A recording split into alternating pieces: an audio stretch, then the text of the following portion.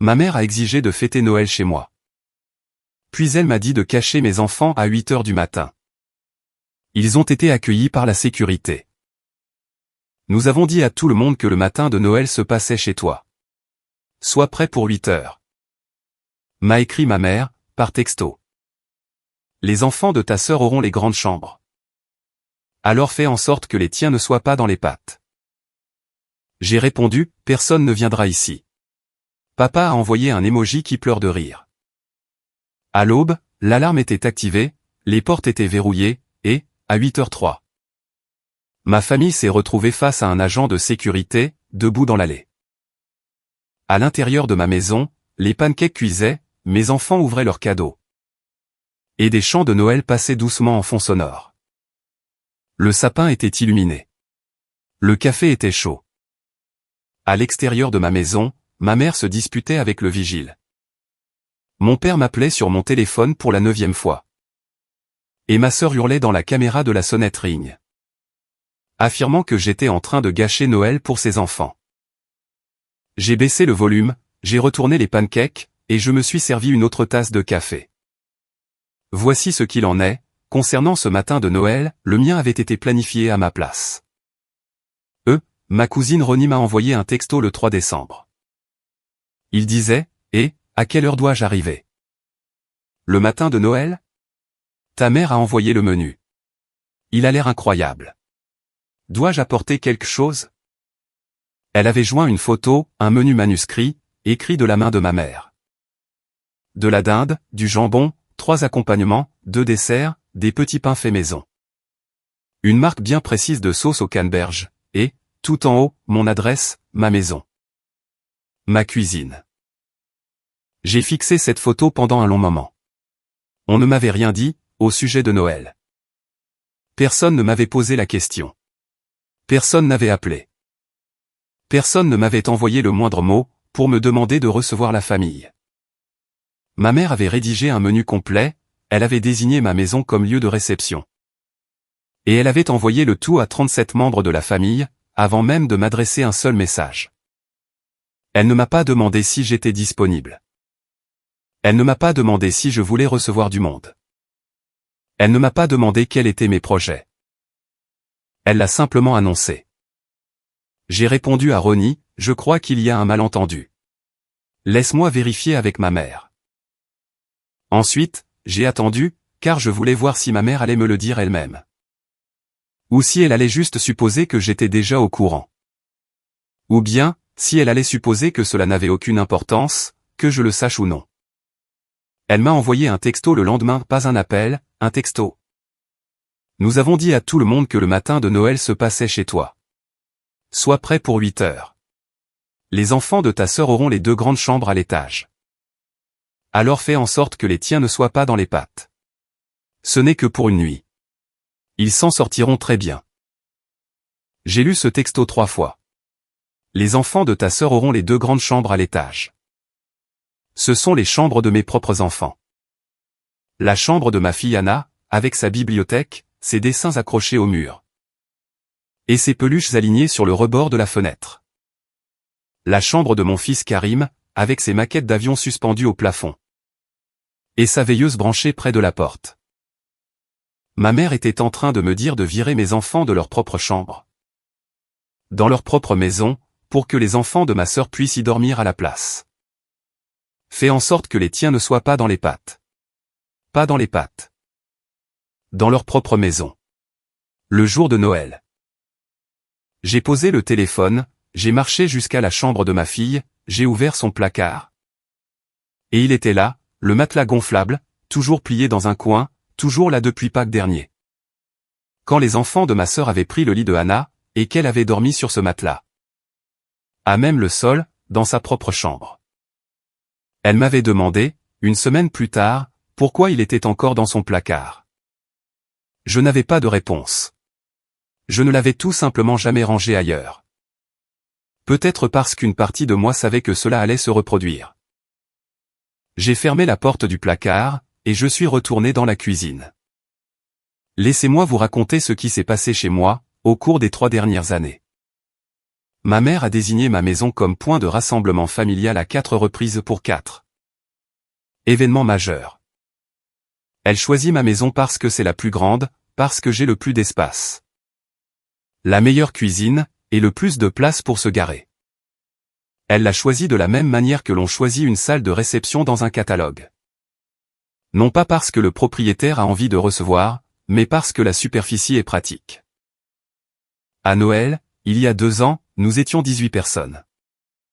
J'ai cuisiné pendant 2 jours, la dinde, les accompagnements, le dessert, tout était fait maison. Ma sœur est arrivée avec 1 heure de retard, avec un sachet de petits pains achetés au supermarché. Elle les a posés sur le comptoir, comme si elle livrait un traité de paix.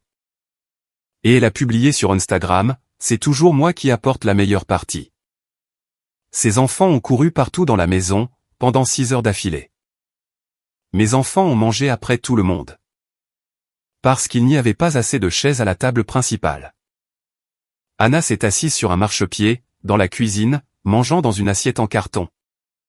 Pendant que ses cousins étaient assis à sa propre table à manger. À la fin de la soirée, mon neveu a fait tomber un cadre photo du mur du couloir, mettant du verre partout. C'était une photo de mes enfants et moi à la plage. Lors des premières vacances que nous avions prises après mon divorce. Quand j'en ai parlé à ma mère, elle a dit, « Ce n'est qu'un cadre. » Ethan, n'en fais pas toute une histoire. Ce n'était pas juste un cadre, mais je ne l'ai pas dit. J'ai nettoyé le verre, et j'ai jeté la photo. À Pâques, l'année dernière, nous étions 22 personnes. J'ai de nouveau cuisiné. Le petit dernier de ma sœur, qui a 4 ans, a laissé la barrière du fond ouverte. Mon chien, un beagle nommé Charlie, s'est échappé. Nous avons passé 6 heures à le chercher. 6 heures à conduire dans le quartier, à crier son nom, à vérifier auprès des refuges. Je l'ai retrouvé à 3 rue de là, tremblant. Caché sous une voiture garée dans l'allée d'un inconnu. Personne ne s'est excusé. Ma sœur a dit que son fils ne savait pas que la barrière était importante. Ma mère a dit, les chiens se sauvent parfois. Ce n'est pas si grave. Charlie a dormi dans mon lit, cette nuit-là, tremblant contre ma jambe. Je suis resté éveillé jusqu'à 2 heures du matin, en gardant ma main posée sur son dos. À Thanksgiving, nous étions 14 personnes. Quelqu'un a renversé du vin rouge sur mon canapé, un verre entier. Qui a pénétré profondément dans le coussin. Personne ne s'est dénoncé. Personne n'a proposé de nettoyer. J'ai payé $200 pour le faire nettoyer par un professionnel. Le mari de ma sœur est resté assis sur ce canapé taché toute la journée, à regarder le football. À manger la nourriture que j'avais préparée, à boire la bière que j'avais achetée. Et il ne m'a pas dit un seul mot, à part, « Tu peux monter le son ?» 4 événements, en 3 ans. Le coût total, pour moi, un peu plus de $6,000 en nourriture, fourniture, nettoyage et réparation. 0 remboursement, 0 remerciement, 0 proposition de partager les frais. Et 0 conversation pour savoir si j'avais envie de tout cela. Et maintenant, ma mère en veut un 5e, le matin de Noël, dans ma maison. En reléguant mes enfants au sous-sol. 2 semaines avant Noël, j'étais en train de border Anna dans son lit. Elle était allongée sous ses couvertures, tenant le bord de son drap. Comme elle le fait toujours quand elle pense à quelque chose qu'elle n'est pas sûre d'avoir le droit de dire. Papa? Oui. Est-ce qu'on aura droit, un jour, d'avoir notre propre Noël? Genre, juste nous? Elle n'était pas en colère. Elle ne pleurnichait pas. Elle posait une question sincère. Avec la même voix qu'elle utilise pour parler de la météo ou de ses devoirs. Comme si elle n'était pas certaine que sa famille, juste 3, avait l'autorisation d'avoir un Noël qui n'appartienne qu'à eux. Je me suis assis sur le bord de son lit, pendant un moment, après qu'elle se soit endormie. Elle avait 9 ans, et elle avait déjà appris que Noël, dans sa maison, signifiait devoir céder sa chambre, manger après ses cousins, rester silencieuse. Et dormir sur un matelas gonflable. Juste pour que les enfants de quelqu'un d'autre puissent être confortables dans son lit. C'est à cet instant précis que tout a basculé. Pas à cause du texto, ni de l'attribution des chambres, ni des 6,000 $. Ni de la photo cassée, du chien perdu, ou de la tache de vin. C'était ma fille, dans son propre lit. Qui me demandait si elle avait le droit de fêter Noël dans sa propre maison. J'ai pris ma décision, cette nuit-là. Et, une fois décidé, je ne suis pas revenu en arrière. J'ai envoyé un texto à ma mère, le lendemain matin. Personne ne viendra ici. 4 mots, aucune explication, aucune négociation, aucune contre-offre. Ma mère n'a pas répondu pendant 2 heures. Puis, elle a envoyé « Ne sois pas ridicule. Tout est déjà organisé ». Ma sœur a envoyé un message, 10 minutes plus tard. Maman a dit que tu faisais des difficultés. Les enfants sont impatients. Ne gâche pas tout. Ne gâche pas tout. Ma sœur, qui n'a jamais organisé le moindre événement familial. Qui n'a jamais cuisiné un seul repas de fête.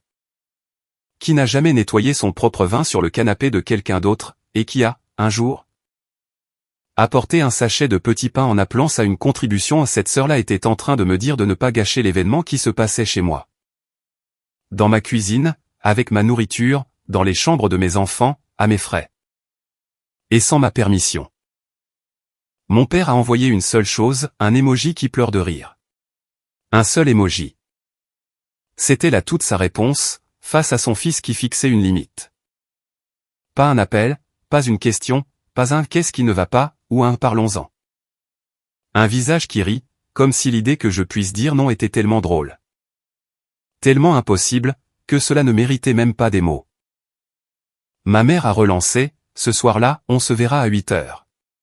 Ne sois pas dramatique. Ne sois pas dramatique. » L'expression que ma famille utilise, comme on utiliserait un extincteur. À chaque fois que je soulève un vrai problème, ils pulvérisent ces 4 mots dessus. Et ils s'en vont. Ils ne m'ont pas cru. Aucun d'entre eux. Parce que je n'avais jamais dit non, auparavant. Pas une seule fois, en 3 ans. J'avais absorbé chaque événement, cuisiné chaque repas, nettoyé chaque désastre. Payé chaque facture. Déplacer mes enfants vers la salle de jeu du sous-sol et sur le matelas gonflable. Le tout avec le sourire. À chaque fois. Alors, quand j'ai dit non, ils ont entendu un caprice. Ils ont entendu du drame. Ils ont entendu un truc qui finirait par se tasser, d'ici le matin de Noël. Quand la sonnette retentirait, que la culpabilité ferait son effet. Et que le bon vieil Ethan apparaîtrait, avec la dinde déjà dans le four. Ils avaient tort. Au cours des 2 semaines suivantes, j'ai préparé mon coup, discrètement. J'ai appelé une société de sécurité privée, et j'ai expliqué la situation simplement. C'est un rassemblement familial auquel je n'ai pas consenti. Et des gens risquent de se présenter chez moi. Sans y être invité. J'ai besoin d'un agent de sécurité, dans l'allée, le matin de Noël. De 6 heures du matin à midi. Professionnel, poli, avec, eux, une seule consigne. Personne n'entre sans figurer sur la liste approuvée. La femme au téléphone a demandé, « Et qui est sur cette liste ?» Personne, ai-je répondu. Elle a marqué une pause. C'est compris, monsieur. J'ai changé le code de l'alarme, j'ai testé chaque porte, chaque fenêtre, le garage. Le portail latéral, le porche arrière, j'ai vérifié la caméra de la sonnette Ring, batterie pleine. Lentille propre, vision nocturne fonctionnelle, et enregistrement par détection de mouvement activé. Ensuite, j'ai fait la partie qui comptait vraiment. Je suis allé faire les courses. De la pâte à pancake, des œufs frais, du vrai sirop d'érable pas le produit bon marché. Du bacon, en tranches épaisses, du jus d'orange, de la préparation pour chocolat chaud. Et de la crème chantilly en bombe. Parce que Karim pense que cela vaporisait directement dans la bouche est la chose la plus drôle au monde. Et je n'allais certainement pas être celui qui dirait à un enfant de 6 ans qu'il a tort sur ce point. J'ai emballé des cadeaux. Plus que d'habitude, car cette année, pour la toute première fois. Ils allaient les ouvrir dans leur propre salon, sans être pressés, ni poussés de côté. Ni obligés d'attendre que leur cousin ait terminé. Je les ai placés sous le sapin. J'ai disposé les chaussettes de Noël. J'en ai accroché une pour Charlie, le Beagle. Parce que Anna l'avait fabriqué en cours d'art plastique l'année dernière. Que c'est la chaussette la plus moche que j'ai jamais vue, et que je l'adore. J'ai planifié la matinée, dans les moindres détails. Les pancakes d'abord, aux myrtilles pour Anna, aux pépites de chocolat pour Karim, ensuite. Les cadeaux, puis, un chocolat chaud sur le canapé, après, un film, et enfin, le déjeuner. Au moment où on en aurait envie. Pas de programme, pas d'horaire strict, pas de vague de 37 personnes qui débarquent. Pas de matelas gonflable, pas de sous-sol, juste nous. Juste notre maison. Juste Noël. Et je n'ai dit à personne ce que je faisais. Ni à ma mère, ni à ma sœur, ni à mon père. À aucun des 37 individus figurant sur la liste de ma mère. Le matin de Noël, à 6h15, enfin, j'étais déjà debout. Le café coulait, la musique de Noël passait doucement, sur l'enceinte de la cuisine. Le sapin brillait dans le salon, les cadeaux étaient empilés en dessous. Et les chaussettes étaient remplies. Anna est descendue la première. Elle s'est arrêtée en bas des escaliers, en pyjama, à regarder le sapin. Elle n'a rien dit, pendant quelques secondes. Puis, elle a demandé, « C'est juste pour nous ?» Juste pour nous, ai-je répondu. Elle a souri. Pas un grand sourire dramatique, digne d'un film, un sourire discret. Le genre de sourire qui commence dans les yeux. Karim est descendu 5 minutes plus tard, en courant déjà. Il a plongé dans les cadeaux, comme si c'était une piscine. Il y a eu du papier cadeau partout. Anna s'est assise en tailleur sur le tapis, ouvrant les siens avec soin, lisant chaque étiquette. Et alignant chaque cadeau à côté d'elle. J'ai lancé les pancakes, aux myrtilles pour Anna, aux pépites de chocolat pour Karim. Et nature pour moi. Et la cuisine sentait le beurre, le café, et le sirop d'érable. La maison était chaleureuse, la musique jouait, mes enfants riaient. C'est ce qui se passait, à l'intérieur. À 8h03, on a sonné à la porte. Je n'ai pas répondu. J'étais au fourneau. Je savais déjà de qui il s'agissait. La caméra Ring montrait ma mère, debout sur le porche, tenant une dinde dans un plat en aluminium. Derrière elle, mon père, avec 2 sacs de courses. Derrière lui, ma sœur, avec ses 3 enfants, tous vêtus de pyjama de Noël assortis. Son mari se tenait à l'arrière, les mains dans les poches. Et, entre eux et ma porte d'entrée, il y avait un homme en veste noire, l'agent de sécurité.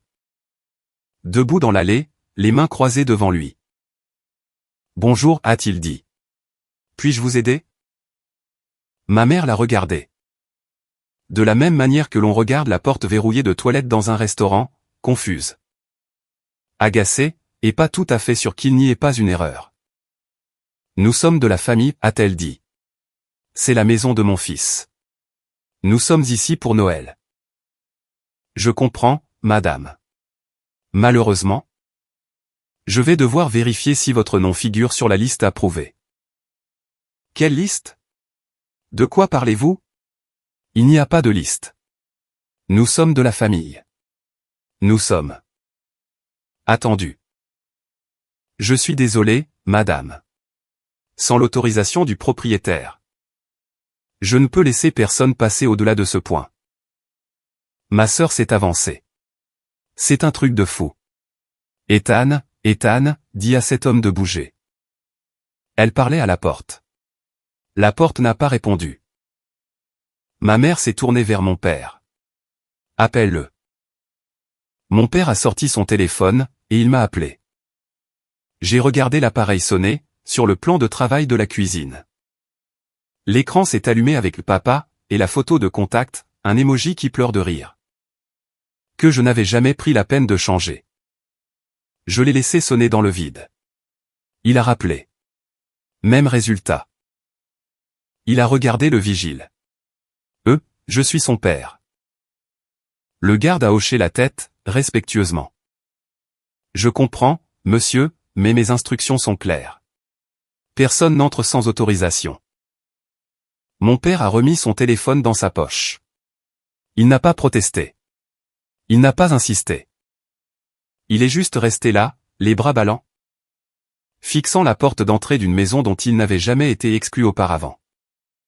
L'énergie de l'émoji qui pleure de rire avait disparu. Ce qu'il restait sur son visage, c'était quelque chose que je n'avais jamais vu, de l'incertitude. À l'intérieur, Karim se vaporisait de la chantilly dans la bouche. Anna riait tellement fort qu'elle a failli tomber de sa chaise. J'ai retourné un pancake, et j'ai versé plus de pâte. À l'extérieur, ma mère a frappé à la porte. Fort, à 3 reprises. La façon dont elle frappe quand les choses sont sérieuses. La façon dont elle a frappé toute ma vie, quand elle s'attend à ce que la porte s'ouvre. Pour la simple raison que c'est elle qui frappe. L'alarme a bipé une fois, confirmant que la porte était verrouillée. Je n'ai pas bougé. Au cours des 30 minutes suivantes, l'allée s'est remplie. Ma tante est arrivée en premier, après la famille proche, portant un plat en cocotte à 2 mains.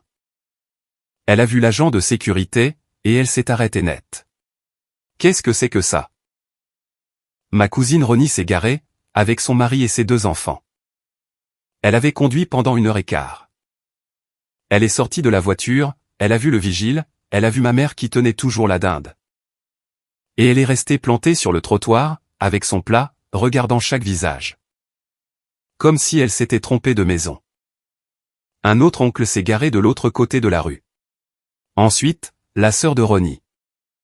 Puis, une amie de la famille, qui avait apporté une tarte. Un par un, les 37 invités que ma mère avait conviés chez moi ont commencé à arriver. Devant une maison à la porte verrouillée, dotée d'une alarme activée. Et avec un agent de sécurité qui disait à chacun d'eux, poliment, la même chose. Je suis désolé. Je n'ai pas votre nom. Je ne peux pas vous laisser passer. Et ma mère a dû expliquer la situation à chaque personne, individuellement, debout dans mon allée. Dans le froid, en tenant toujours ce plat de dinde, répétant aux proches qui arrivaient, un par un. Que les plans avaient changé. Que Ethan faisait des difficultés. Qu'il y avait un malentendu. Mais elle ne pouvait pas expliquer pourquoi la porte était verrouillée. Parce qu'expliquer le pourquoi, cela revenait à admettre qu'elle ne m'avait jamais demandé mon avis. Admettre qu'elle avait envoyé mon adresse et un menu à 37 personnes. Sans même vérifier si la porte d'entrée serait ouverte.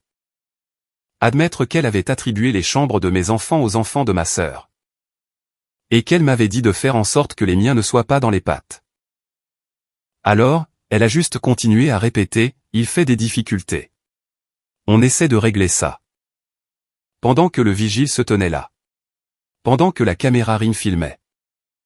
Et pendant que la dinde refroidissait lentement, dans ce plat en aluminium. Qu'elle refusait de poser. Ronnie a regardé le vigile. Elle a regardé la maison. Elle a regardé ma mère. Elle a remis son plat dans sa voiture, elle a attaché ses enfants. Et elle est partie sans dire un mot. 2 autres familles ont suivi, dans les minutes qui ont suivi. Puis une 3e. Un oncle a secoué la tête, il est monté dans son pick-up, et il est parti. L'ami de la famille avec sa tarte a dit, je vais aller manger chez des nièces. Et ce fut la dernière fois que quelqu'un l'a vu.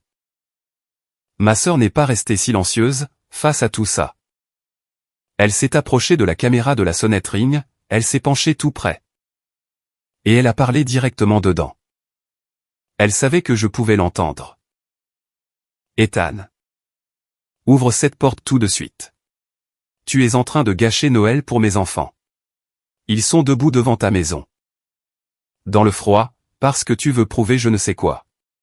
Mes enfants pleurent. Ouvre la porte. J'étais dans la cuisine, mais je pouvais entendre chaque mot à travers le haut-parleur. Anna a levé les yeux de son assiette. C'est qui? Personne, ai-je répondu. J'ai baissé le volume, j'ai retourné les pancakes, et j'ai versé plus de jus à Karim. Ma sœur a essayé la porte latérale. Verrouillée. Elle a fait le tour, jusqu'à la barrière arrière. À la seconde où elle l'a touchée, l'alarme s'est déclenchée. Un son fort, perçant, le genre de bruit qui pousse toute une rue à regarder par la fenêtre. Elle a bondi en arrière. Un voisin, 2 maisons plus loin, est sorti sur son porche. Un autre a tiré un rideau. Le matin de Noël, dans ma rue, venait de se transformer en incident de sécurité. Anna a entendu l'alarme. Elle a marché jusqu'à la fenêtre du salon. Dehors, elle pouvait voir ses cousins, les 3 enfants de Maya, debout sur la pelouse. Dans leurs pyjamas assortis, confus et frigorifiés. Le plus jeune serrait un renne en peluche. La cousine de Anna, Léla, l'a vu à travers la vitre. Elle lui a fait coucou. Anna lui a fait coucou en retour. Ce fut un instant bref. 2 enfants, de part et d'autre d'une fenêtre. Séparés par une décision que leurs parents avaient prise pour elle. Léla ne comprenait pas pourquoi elle était dehors. Anna ne comprenait pas tout à fait pourquoi la porte était verrouillée. Mais elles comprenaient toutes les deux assez de choses pour se faire un signe de la main. J'ai observé la scène, depuis l'encadrement de la porte de la cuisine. Je n'ai pas dit à Anna de s'éloigner. Je n'ai rien expliqué. Je suis juste resté là, pendant une seconde, en ressentant tout le poids de la situation. Puis j'ai dit, les pancakes sont prêts. Tu veux plus de myrtilles? Elle a regardé la fenêtre. Elle m'a regardé. Elle est revenue dans la cuisine. Elle a choisi la pièce chauffée. À 9h30, la plupart des proches étaient partis. Ronnie n'était plus là. L'oncle d'en face avait pris la route. La tante avec le plat en cocotte était partie, après avoir passé 45 minutes debout, dans le froid. Ma sœur était assise dans son monospace, le moteur allumé, ses enfants à l'arrière. Et son mari sur le siège passager, les yeux rivés sur son téléphone. Elle n'avait pas prononcé un mot depuis 20 minutes. Ma mère était toujours dans l'allée, avec la dinde. Elle ne l'avait pas posée une seule fois. Comme si la lâcher reviendrait à admettre que la matinée était terminée. Et mon père. Mon père s'était mis à l'écart du groupe, au bout d'1 heure environ. Il a marché jusqu'au bord de l'allée, et il s'est assis sur le trottoir. Sans crier, sans appeler, sans envoyer d'émoji, juste assis. Il est resté là, pendant un long moment. À fixer la maison que son fils avait achetée. La maison dont il avait trouvé ça drôle de perdre l'accès. La maison au sujet de laquelle il n'avait envoyé qu'un seul émoji. Comme si les limites fixées par son fils étaient une blague trop insignifiante pour mériter des mots. Il n'a pas frappé de nouveau. Il n'a pas essayé la porte. Il est juste resté assis, sur ce trottoir froid, le matin de Noël, et, pour la première fois. Il avait l'air d'un homme qui commençait à comprendre qu'un émoji qui pleure de rire coûtait plus cher qu'il ne le pensait. L'agent de sécurité se tenait à proximité, silencieux, professionnel. Il ne s'est pas approché. Il n'a brusqué personne. À un moment donné, il a marché vers mon père, et il lui a dit, « Monsieur. Il y a un dîner ouvert ce matin, à 3 rue vers l'Est. Je peux vous indiquer le chemin. Si vous le souhaitez. » Mon père l'a regardé. Il a regardé la maison, il n'a pas bougé. À l'intérieur, nous avons regardé un film. C'est Karim qui l'a choisi. Un dessin animé sur un chien qui sauve Noël, ou un truc du genre. Il l'avait déjà vu 4 fois. Il a ri au même passage, à chaque fois. J'aurais pu mimer une partie des dialogues, à ce stade, mais je ne le lui ai pas dit. Anna était assise sur le canapé, avec sa nouvelle peluche, un chat gris qu'elle a appelé Pépère. Elle l'a serré contre sa poitrine, et elle avait tiré une couverture sur elle deux. Quant à Charlie, il a sauté. Et il s'est roulé en boule dans l'espace situé entre elle et la coudoir. Elle a posé une main sur le chat, une main sur le chien. Et elle ressemblait à une enfant qui avait tout ce dont elle avait besoin, à portée de main. Je me suis assis entre mes enfants, avec mon café. Le papier cadeau était toujours éparpillé sur le sol. Les assiettes du petit déjeuner étaient encore sur la table basse. Tachées de sirop et parsemées de myrtilles qui avaient roulé. Les guirlandes du sapin clignotaient toujours. La maison sentait le bacon, le sirop d'érable, et le café. Mon téléphone était dans le tiroir de la cuisine. Je ne l'avais pas regardé depuis 8h03. C'était cette matinée-là, au sujet de laquelle Anna m'avait posé la question. C'était ce Noël-là, qu'elle voulait savoir s'ils avaient le droit d'avoir. Des pancakes dans leur propre cuisine. Des cadeaux sous leur propre sapin. Un film sur leur propre canapé. Pas de cousins pour les chasser de leur place. Pas de tante pour réorganiser leur chambre. Pas de grand-mère pour les reléguer au sous-sol, dans leur propre maison. Juste nous. Juste notre foyer. À un moment donné, pendant le film, Karim s'est appuyé contre mon bras, et il s'est endormi. Sa bouche était encore collante, à cause de la chantilly. Anna l'a regardé, puis elle m'a regardé. Papa? Ouais. C'est le meilleur Noël. Elle l'a dit doucement. La façon dont les enfants de 9 ans disent les choses importantes. Sans faire de drame, sans chercher à faire passer un message. Juste en rapportant ce qu'elle ressentait, tout simplement. Comme si elle m'annonçait qu'il pleuvait dehors. J'ai hoché la tête. Oui, ça l'est. Elle s'est replongée dans le film. Karim a bavé sur ma manche. Dehors, à ce moment-là, l'allée était vide. Le service du vigile ne se terminait pas avant 1 heure. Mais il n'y avait plus personne contre qui monter la garde. La voiture de ma mère n'était plus là. Le monospace de ma sœur n'était plus là. Le trottoir de mon père était vide. Le seul bruit, à l'extérieur, c'était le vent. Ce soir-là, après le film, après le déjeuner. Après que Karim eut construit un fort avec des cartons et que Anna eut lu la moitié d'un livre sur le canapé. J'ai ouvert le tiroir de la cuisine, et j'ai sorti mon téléphone. 43 appels manqués. 91 textos. Ma mère, j'espère que tu es fière de toi. Ma mère, encore, 1 heure plus tard, tu m'as humilié, devant toute la famille. Ma sœur, mes enfants ont pleuré, Ethan. Ils sont restés debout devant chez toi, dans le froid. Et ils ont pleuré. C'est toi qui as fait ça. Le mari de ma sœur, le tout premier et unique texto qu'il m'ait jamais envoyé, pas cool, mec. Mon père, rien. Pas de texto. Pas de messages vocaux. Juste l'emoji qui pleure de rire, d'il y a 3 semaines, toujours présent dans la conversation. Tel le monument d'une blague qui avait cessé d'être drôle à 8h03, ce matin. Ronnie, j'ai conduit 1h15. Et j'aurais aimé que quelqu'un me prévienne.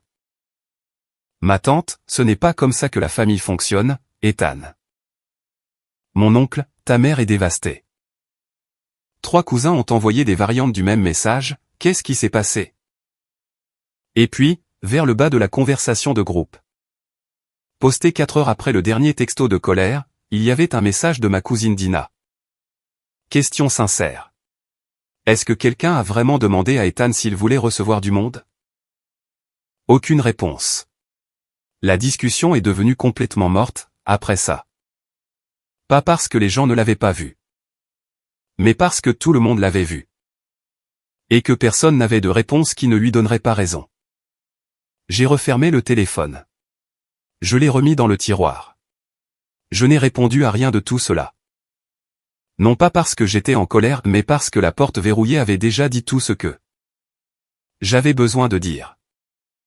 Et qu'une porte verrouillée n'a pas besoin d'un texto de relance. Ma mère a appelé le lendemain. J'ai décroché. Elle a dit, ce que tu as fait est cruel, Ethan. Tu as enfermé ta famille dehors, le matin de Noël. Dans le froid. Avec des enfants.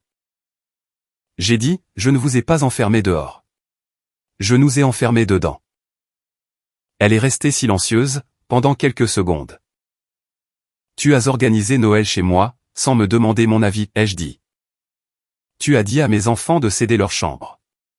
Tu as envoyé mon adresse à 37 personnes. Avant même de m'adresser un seul mot. Et quand j'ai dit non. Papa a envoyé un emoji qui pleure de rire, et tu m'as dit de ne pas être dramatique. Tu aurais pu, tout simplement, nous dire que tu ne voulais pas recevoir la famille. A-t-elle répondu. Je vous l'ai dit. J'ai dit que personne ne viendrait ici. Tu m'as dit de ne pas être ridicule. C'est parce que je pensais que tu faisais un drame. Silence. Je suis ta mère, a-t-elle ajouté. Je ne devrais pas avoir à demander la permission pour venir chez mon fils. Ça, ai-je répondu, c'est exactement le problème. Elle a raccroché. J'ai posé le téléphone, et je suis allé voir comment allaient mes enfants. Ce soir-là, je les ai mis au lit. Karim s'est endormi en 30 secondes. J'ai remonté sa couverture, j'ai enlevé une maquette d'avion de son oreiller. Et j'ai allumé sa veilleuse. Ensuite, je suis allé dans la chambre de Hannah.